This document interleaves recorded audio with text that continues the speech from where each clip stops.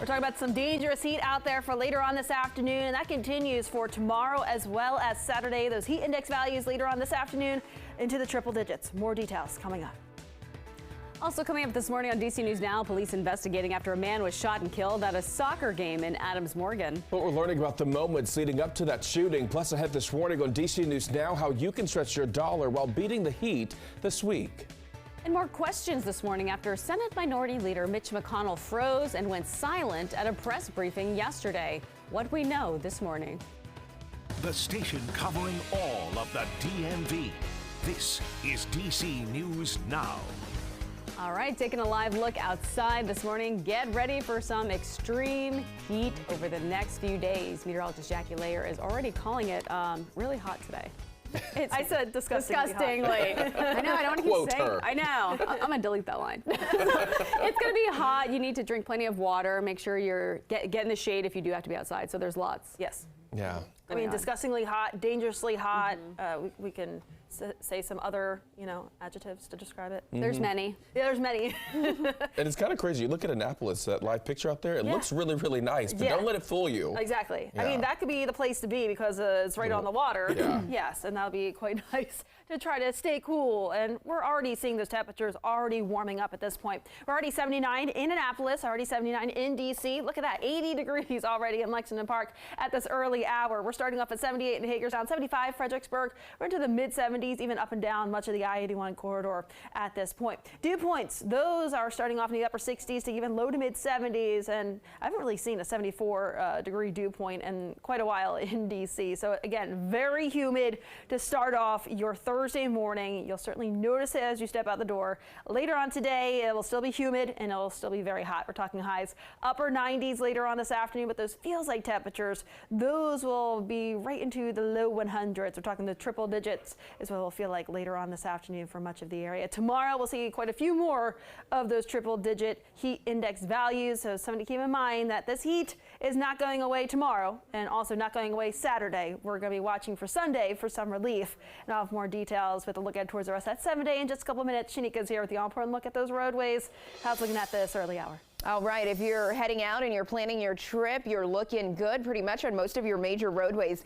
DC 295 and the Southeast Southwest Freeway, most of it is looking good. Once you head over the Anacostia Freeway, you will see some slowdowns, but just a tap on your brakes, really not that bad at all. So looking at the Capital Beltway overall through Montgomery, Prince George's County, heading into Forestville and Oxon Hill, over the Woodrow Wilson Bridge into Alexandria, it is all quiet. All right, thank you, Shanika. Your time right now is 6:02 on a Thursday. We've got a lot ahead, including your Know and Go headlines. Yeah, still to come this morning on DC News Now. We're talking about we have happening now, the district is under a hot weather emergency. DC leaders are urging people to stay cool and hydrated with potentially record-breaking temperatures over the next 3 days. Cooling centers will also be open. We've got more details on our website, dcnewsnow.com. And DC Hyundai owners now have the option to make their cars less open to thieves. The district has partnered with Hyundai to crack down on car thefts. The pop-up service center is set up at RFK Stadium. 13 different models of Hyundais are available for technology upgrades. And day 2 of training camp for the Washington Commanders kicks off today. It is also the first day fans can watch the practices. As a new chapter starts for the Commanders, both players and fans say they are ready for the new season. All right, 6:03 now, breaking overnight, a violent night in D.C., including a deadly shooting that happened in Adams Morgan. Police say a man was shot and killed while watching a soccer game at the Marie Reed Rec Center. This all happened at about 8:30 last night. Now they say the shooting happened after the two men got into an argument. That victim died at the scene.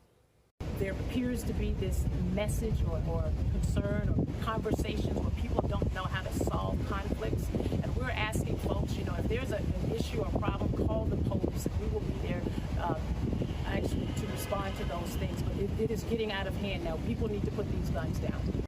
No one else was injured. Police are still searching for the shooter. And police are investigating 3 other shootings that happened last night as well. At about 9:30, police say they responded to a shooting in the 1100 block of K Street Southeast. Just before 11 o'clock, they got a call about another shooting in the 400 block of Condon Terrace in Southeast as well. About 2 hours later, police say another shooting happened just before 1 a.m.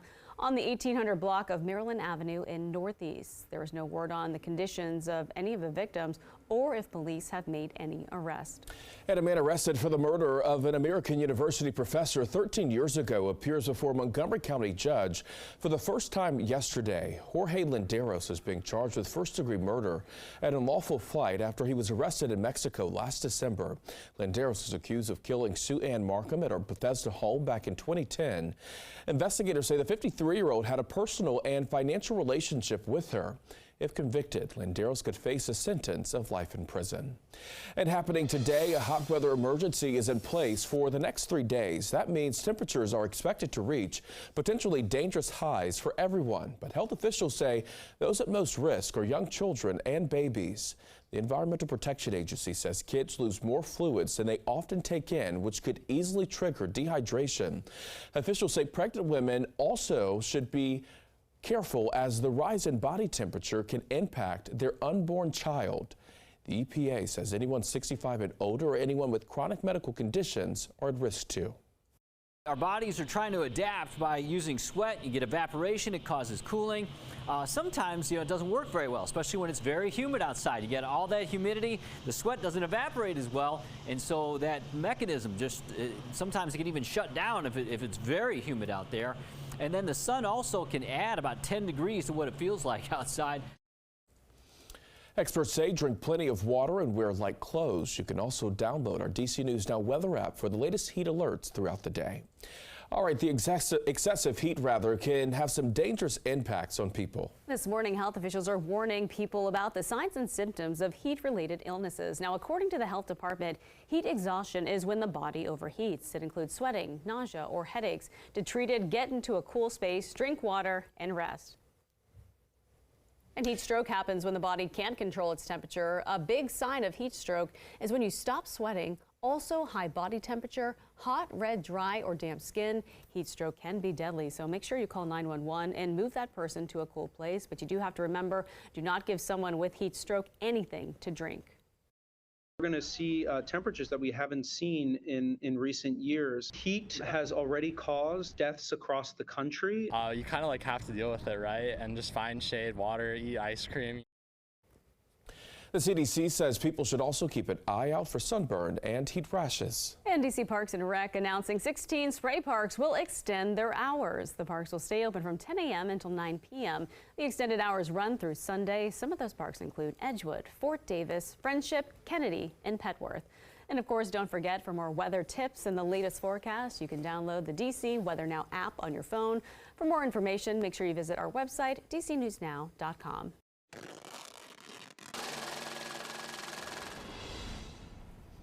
All right, happening now, Dominion energy bills are going up again as Virginia prepares to pull out of the Regional Greenhouse Gas Initiative. Starting in September, Dominion customers will be charged about $4 extra on their monthly bills.